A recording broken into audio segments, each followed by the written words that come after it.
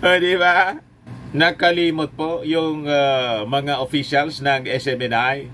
Walang iba niyang dapat sisihin yan, Mr. Maravillas, kundi yung sarili nila. Tama po kayo.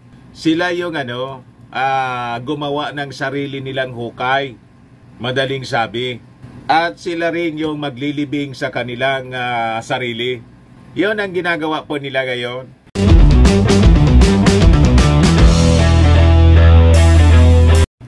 Ano niya, Mr. Maravillas, yung balita? May final na po, mga kababayan, na bill sa Kongreso seeking to revoke the franchise ng SMNI. Kumbaga, ito na yung pako, mga kababayan, na ibabaon sa pintuan ng SMNI para diretso ng magsarado. Ayan po yung balita ngayon. Representative Gutierrez files House Bill seeking to revoke franchise of SMNI. Di niya, Mr. Maravillas? Rimati na. Malamang, mga kababayan. Yon ang pupuntahan. Yon ang magiging kapalaran, mga kababayan, ng SMNI. Ang yayabang pa kasi, mga kababayan. Hanggang ngayon, hindi maubusan ng yabang. Siyempre naman niya, Mr. Maravillas, yung may-ari din ng universe. Nag-deny na po, hindi man daw siya yung may-ari. Sabi doon ng abogado sa congressional hearing po ng SMNI, nagpilato po.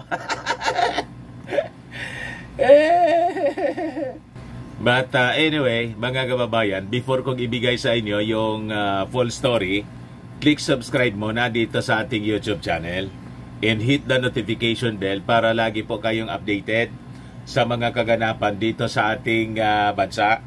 Like and share na rin po ninyo ng ating video at huwag na rin po ninyo, mga kababayan, na skip yung ating mga commercial ads para tuloy-tuloy lang ang pag-unlad ng bagong Pilipinas. Sa mga naghanap pala po ng clean and spacious fitness gym, punta lang po kayo sa aming Colossal Fitness Gym.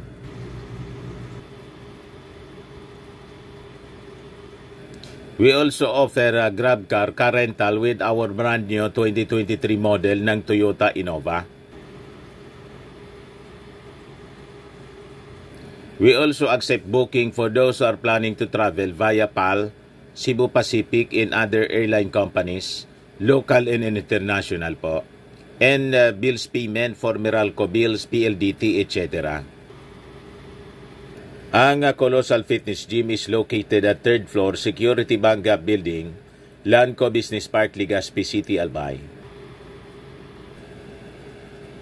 For inquiries, look for Jilon Maravillas. Contact number 0966-802-0949.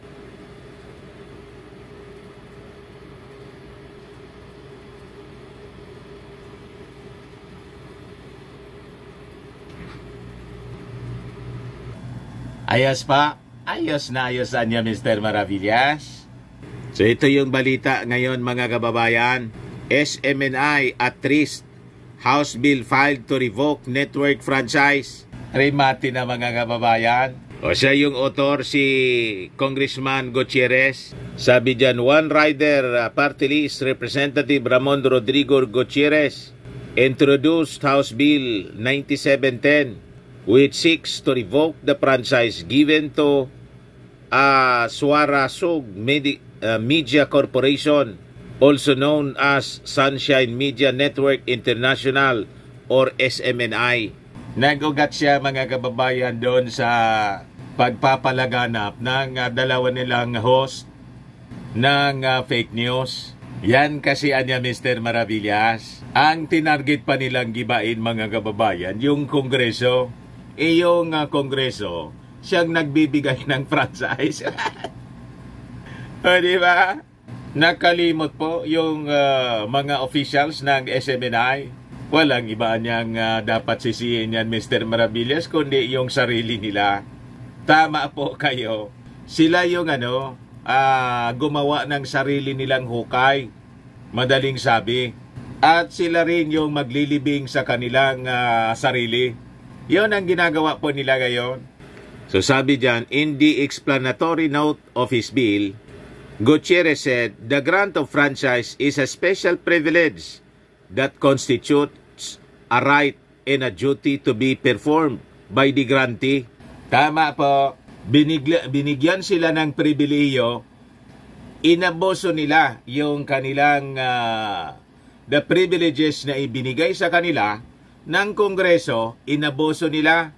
Kaya sabi doon mga kababayan sa interview ni sa interview natin kay Congresswoman PBA Party List Representative Migs Nograles, kahit anya yung sponsor niyan, yung mga kapatid ko, mas lalo anya na kailangang i-proteko kasi inaboso nila yung ibinigay na franchise ng Congress, in which case yung kapatid ko pa niya yung sponsor, hindi anya maari ang ganon. Ayan po yung nag-i-interview natin kay PBA Representative Mix Nograles. Nakapag-picture-picture tuloy tayo. Pati sa iba pang congressman mga kababayan, si Congressman in Pastor Benny Abante po. Tapos yung aking look-alike na si Congressman Richard Gomez. At saka mga kababayan, si Congressman Dan Fernandez, na ang sabi sa akin, nanonood daw siya sa YouTube channel ko. Nagulat nga po ako mga kababayan, kasi nang dumapit ako sa kanya, bigla akong nakilala niya. Mr. Maravillas niya, nanonood ako sa iyo, sa programa mo. Ayun mga kababayan, nakapapicture kami ni Mrs. Na-invite kasi kami doon mga kababayan to cover the congressional inquiry. So sabi rito mga kababayan, the grantee niya must not perform its activities arbitrary and whimsically, but must abide by the limits set by its franchise and strictly adhere to its terms and conditions, sabi po sa resolution. Tama po, may terms and condition po ang Congress sa pagbibigay ng franchise sa alinmang media entity. Grabe po yung nakitang violations sa franchise provisions. Hindi lang po sa franchise mga kababayan, pati sa ating konstitusyon. At hindi lang sa ating konstitusyon mga kababayan, kahit na yung KBP code, tahasang violate po nila. At nang ma-violate nila, bigla na lang umalis po as member ng KBP yung SMNI. Kaya sabi ng mga congressmen, umalis na niya kayo kasi sinasabi ni Atty. Tolentino, hindi na niya kami member, umalis na niya kami as member ng KBP. Umalis niya kayo, sabi ng mga congressmen, kasi hindi kayo nga sumusunod sa rules ng KBP. Dahil anya sa pag-violate ninyo, ayon, umalis na kayo ngayon. Durog na durog po during the hearing, yung abogado ng SMNI, mismong yung Vice President ng KBP, yung nagpatotoo po kasi in-invite ng Kongreso. So sabi dyan, Gutierrez mentioned the alleged violation of SMNI on the terms of its franchise, including the peddling of fake news, failure to report to Congress within 60 days the change of ownership, and the network's admission of different documents to Congress in the Securities and Exchange Commission. Suarez's 25-year franchise was granted under Republic Act 1142 in 2019. Tapos mga kababayan, so ano niya Mr. Maravillas, personally yung masasabi mo? Tama lang po ang ginagawa ng Kongreso. Sabi nga, no one is above the law. Di ba? Yung mga media companies po, may obligasyon na sundin ang mga provisions po na nakapalaman sa prangkesa. Parang yung franchise din ng ng mga sasakyan. Di ba pag may violation, nire-revoke po yon ng LTFRB. Kasi hindi man po pwedeng i-sacrifice yung interest po ng publiko. In like manner, dito po, hindi man pwede pong i-sacrifice natin yung interest ng publiko. Nagiging mouthpiece pa po ng China. What? O, di ba? Nakikipag-collabs po. Although, sabi ng abogado, nasa proseso pa lang daw po. Hindi pa man napipirmahan yung kasunduan. Pero, kahit hindi pa napipirmahan yung kasunduan, sige na po ang collabs ng ng SMNI doon sa Chinese-owned company, yung CCTV, yung mga personalities nila, including si Harimau po, pabalik-balik sa China. Ano kayaan niya, Mr. Maravillas, yung sadya? Yun nga po ang kaduda-duda. Si Harimau galing pa lang doon, mga kababayan, nakipag-konferensya tungkol sa problema sa West Philippine Sea. Sabi nga natin, ano man yung representation niya, wala na siya sa gobyerno. Inassign ba siya ng ating Pangulong Bongbong o ng Department of Foreign Affairs na magrepresenta sa atin, sa interes ng Pilipinas sa China?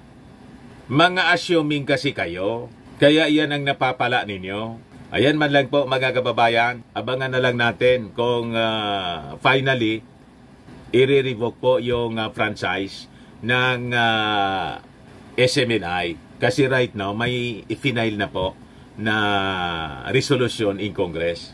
Baka lang gusto ninyo po itong itry mga kababayan, Fairmax Framing and Lifting Cream. Pinapahid po sa mga pulses in affected area. Mainam po sa paninigas ng mga kasukasuan. Ito naman po, Automax Radiant Serum. Sa mukha naman yung application. Anti-aging siya po. Sa mga cancer patients naman po, baka lang gusto ninyo itong itry. Ningxia Red Mix Fruit Drink. Hindi man po siya gamot, food supplement siya. Kaya lang, gawa siya mga kababayan sa goji berry.